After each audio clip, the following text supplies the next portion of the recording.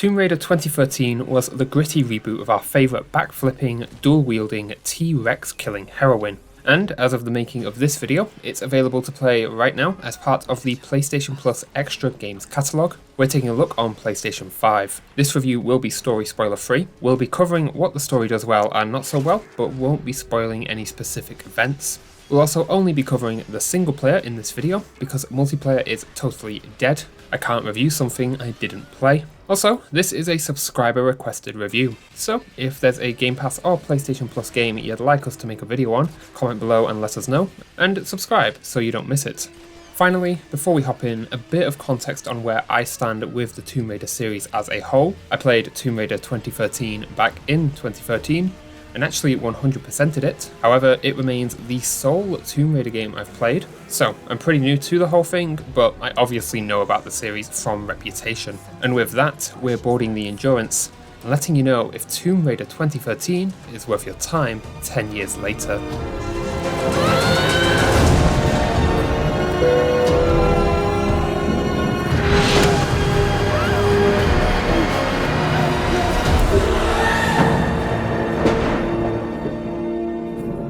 I'm going to say this a lot throughout this review. This game has aged pretty well, but there's a lot of rough edges. There are three main pillars to Tomb Raider 2013: combat, exploration, and the optional goodies. Lara's toolkit in this game is very limited, which is a nice narrative tie. All you have is a climbing axe, bow, pistol, machine gun, and shotgun, as well as a few counter-dodge moves.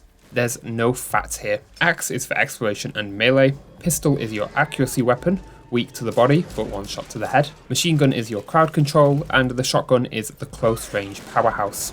However, each weapon also has an environmental ability. The shotgun can blast through certain walls, the machine gun grenade launcher opens up its own pathways, and the bow can be used to create zip lines and pull things. The bow and shotgun even get fire rounds, and the pistol has multiple firing modes. This is simply great game design, a tiny toolbox with a lot of possibilities. These mentioned upgrades also come at a very good pace and tie into the narrative well.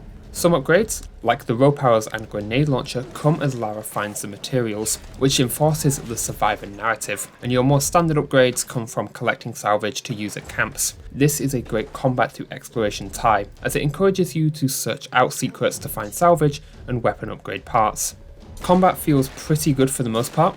Each area manages to feel distinct, even if they're all littered with the same chest-high walls to hide behind, and stealth is a nice fluid option. Each of the weapons feels great to shoot, but not to aim, as there doesn't seem to be a lot of aim assist on the controller. This is something that you get a feel for as you play though. My main problem here is lack of enemy variety. There is some, but 90% of the enemies here will either run straight at you or hide behind cover taking pot shots. The environments are definitely doing a lot of the heavy lifting in combat. The game does feel very Metroidvania in terms of exploration. Starting off, the way forward is pretty linear, but as you revisit areas later in the game, you can uncover more secrets using new abilities.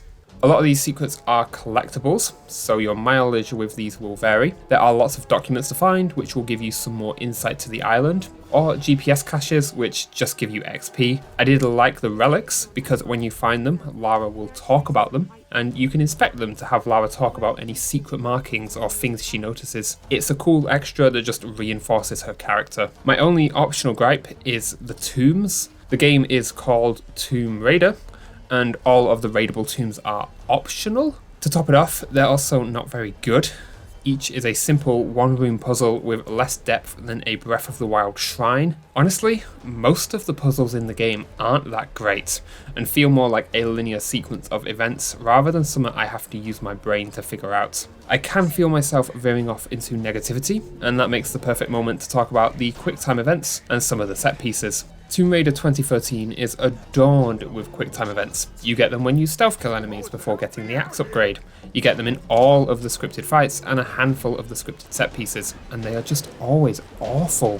The UI design for these sections doesn't do a lot of good either, jumping all over the place and giving you precious little time to react before failure. And if you fail a set piece, you go all the way back to the beginning. You have to mash the damn button every time you use your axe to open a door, or chest, or locker, or pull something heavy with the rope ascender.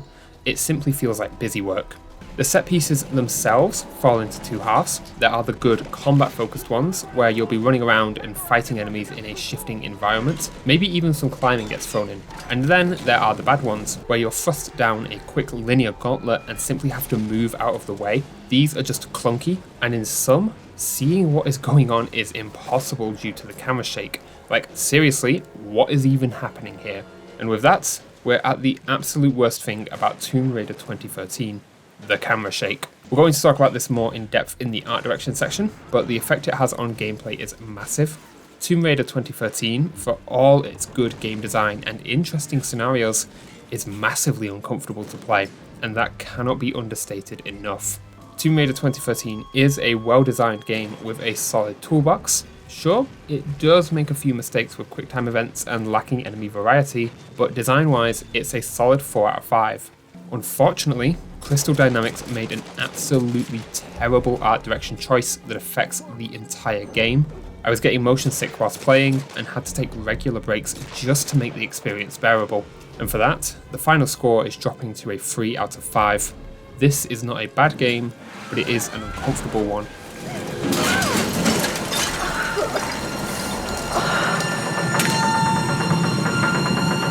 Okay, let's wrap up this camera shake moan and then we'll get back onto what the game is doing very well.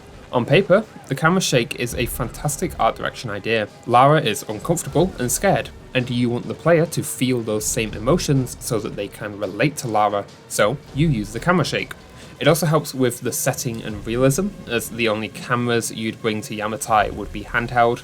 In practice though, it's terrible, because as we've already established, it makes the gameplay experience very uncomfortable. The camera is always jittering about, and manages to be somehow worse in the cutscenes. Lara will be having a sit-down conversation with someone, and the camera will be registering on the Richter scale. I can absolutely see why Crystal Dynamics made this choice, but what I don't see is how nobody during the design process popped up and said, "Hey boss, this game is making me sick." It's even worse considering that the definitive edition is a re-release and does nothing to rectify this issue. Okay, moan over, camera shake bad. Other than that, Tomb Raider 2013 still looks great, if a little dated in some areas. The standout for me was absolutely the environment design. Every single area in this game looks phenomenal, and there's a lot of variety from woodland to villages to mountain research bases, ancient Japanese fortresses and shipwrecked beaches. Yamatai feels like an impossibly real place, and the game is constantly throwing insanely detailed and creatively designed environments at you.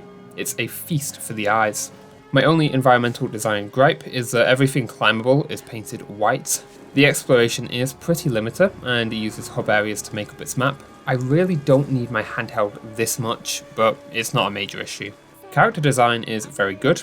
The supporting cast all have unique looks, and Lara actually has character model changes as you progress through the game. It's a very nice detail to show narrative progression.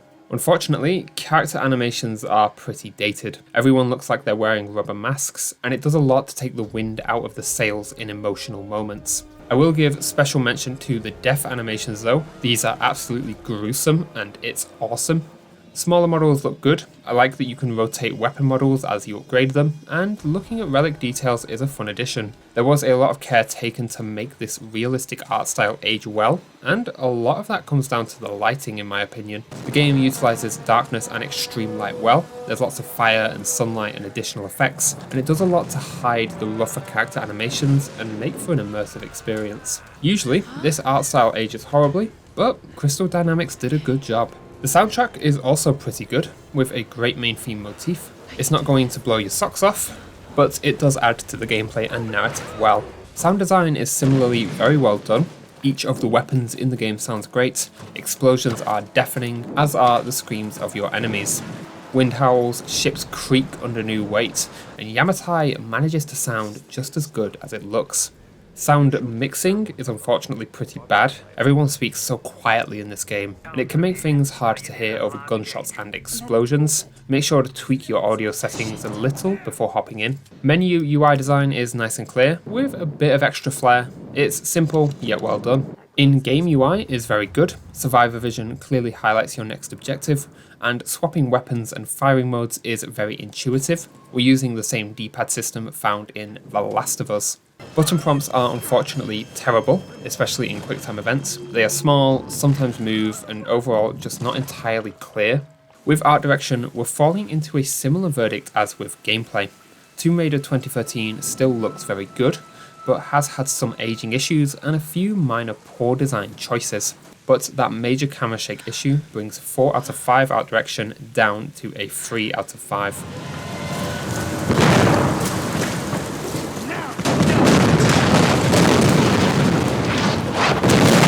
In this section, we're going to be drawing a few comparisons to Far Cry 3 because they are two very similar stories.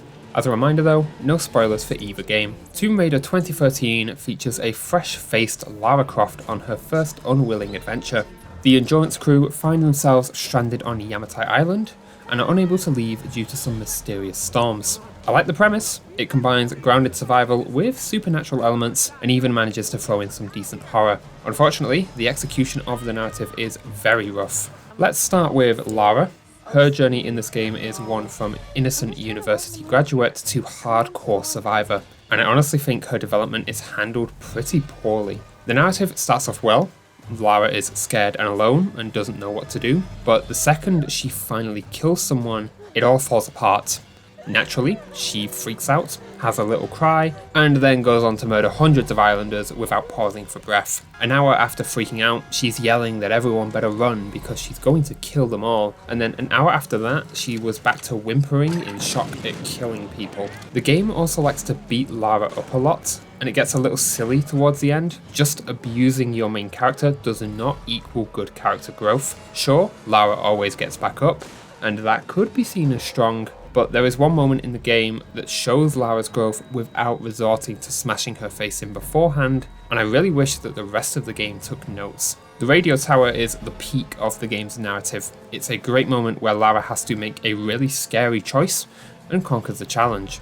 Unfortunately, there's just bad gameplay to narrative link. In Far Cry 3, Jason actually starts to like the killing, so it makes sense that the gameplay gets more violent and crazy. Here, Lara apparently always hates the killing, but she certainly doesn't mind mowing down entire armies of crazies. The whole thing just comes across as inconsistent. Then there's the Endurance crew and the villain. I do like that they have their own story going on off screen, rather than sitting around for the most part like the gang in Far Cry 3. But this comes at another cost. The Endurance crew is important to the story, but they're not present in it. The only person I actually cared about was Roth, who is actively a part of the unfolding events and helps Lara out. I did not care about anyone else, and honestly, I'm actually hard pressed to remember everyone's names. The villain suffers from the same issues, never a looming presence, just a guy who shows up every hour to throw more enemies at you before disappearing again. Lara is voice acted very well, but the rest of the cast is pretty average. I understand that Lara is absolutely the focus here, but the supporting cast really needed some extra love. The world building is pretty interesting, but delivered in the worst possible way. Documents and audio logs. There is some nice environmental storytelling thrown in, but most of it is pretty samey, and I never had the urge to stop and look around. Overall, the narrative elements here are pretty rough. Lara's development is inconsistent with gameplay, and the supporting cast and overall story mostly happens off screen. There are some great moments though, and everything winds up at a 2 out of 5. This isn't actively terrible.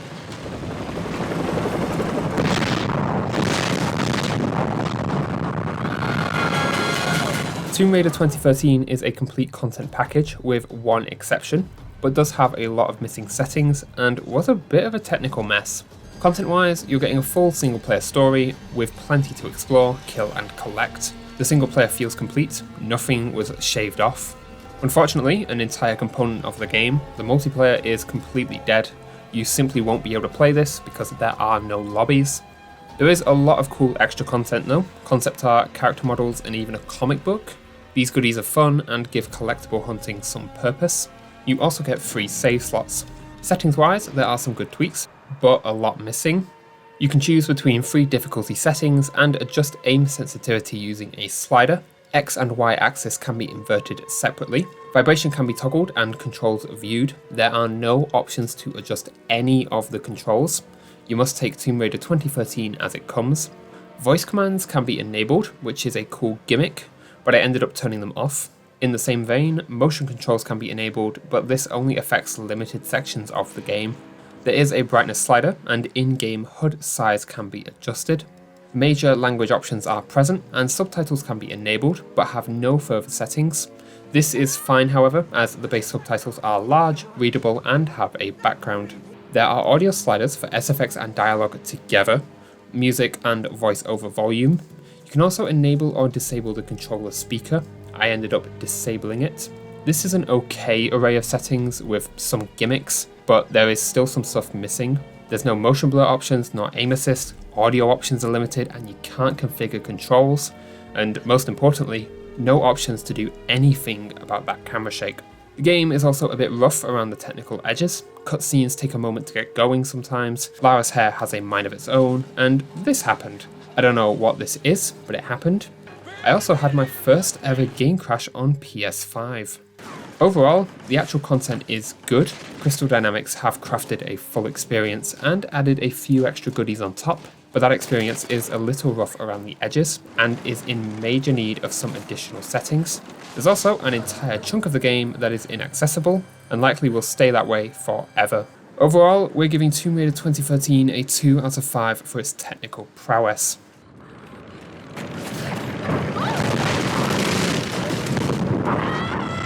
It took me around 8 hours to complete Tomb Raider 2013. If you're looking to complete the game 100%, it'll take you around 10 to 15 hours, although most of the post-game will be collectibles and upgrades. Post-game is not massively engaging, but it's not actively wasting your time either. Hard drive footprint is reasonable at just over 15 gigabytes.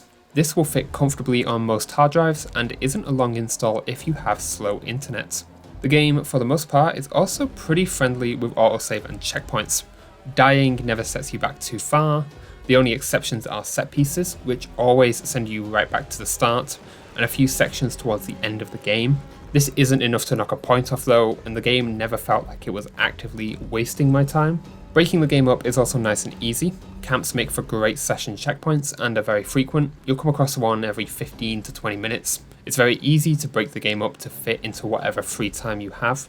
Finally, a section that's entirely positive. Tomb Raider 2013 respects your time and hard drive and gets the full 5 out of 5 on our commitment scale.